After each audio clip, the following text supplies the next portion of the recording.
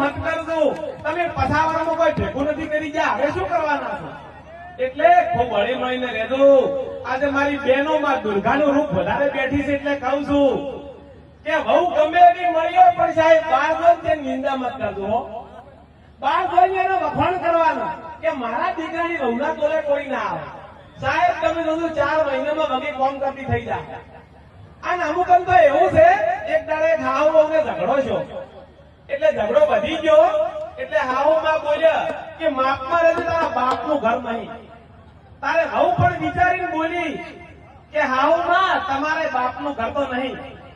એટલે આ કોઈના બાપનું ઘર નથી. બધાય ખૂબ હળી મળીને રહેજો.